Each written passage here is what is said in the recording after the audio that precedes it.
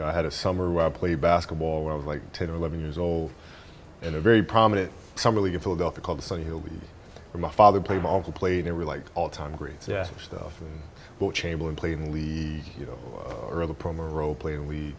And here I come playing, and I don't score 1 point the entire summer. Really? Not one. How old were you? 10, 11, And you're playing against other 10, 11-year-olds? Uh-huh. And you didn't score once? not one. Were you in the game? I was in the game How did you not score? because I was terrible. Really? Yeah. That At 10, happened. 11 years old, you were that Awful. terrible. I mean, and I had these big knee pads on because I was growing really fast. And I had socks all the way up here, and I had like the high top Skinny, fades, yeah. like skinny as hell.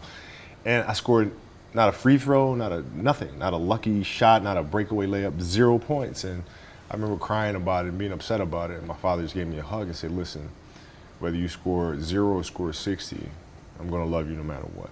Wow. Now that is the most important thing that you can say to a child. Because from there I was like, okay, that gives me all the confidence in the world to fail. I have the security there.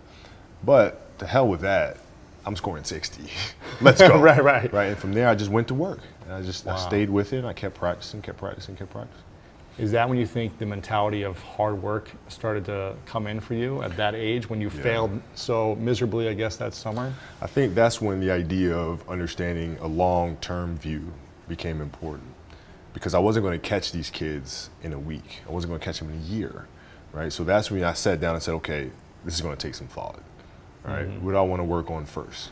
All right, shooting. All right, let's knock this out. Let's focus on this. Half a year, 6 months, do nothing but shoot.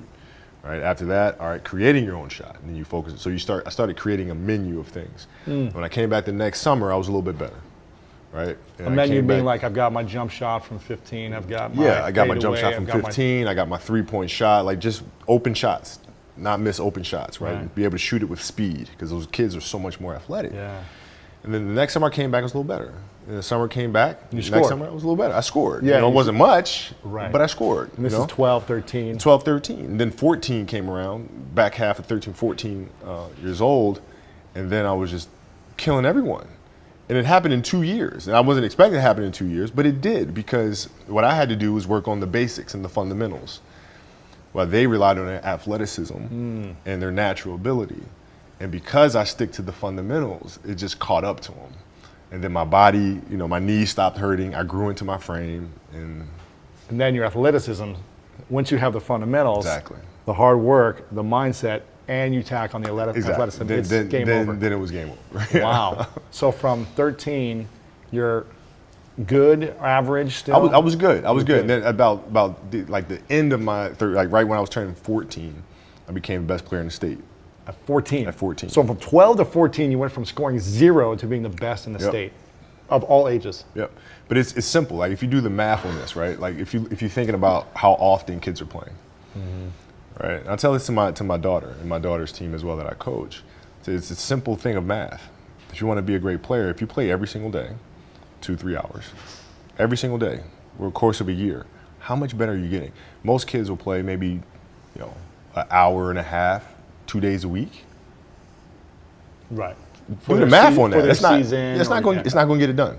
It's not going to get it done, right? So if you're obsessively training 2-3 hours every single day over a year, over 2 years, You're to accelerate. you make quantum leaps, man. Just doing a summer camp for 2 weeks, you see a difference. I remember playing basketball You- growing up. you It's see it. You get a lot better, and you come back Yes. more confident playing on the playground with guys who used to Yeah. beat you. Yeah, and I tell the parents on my team, I said it's when I say your kids are going to become great basketball players, and they're like, really? I'm like, yeah, it's not. There's no It's math. It's it. Show up every single day. Show up every single day, do the work.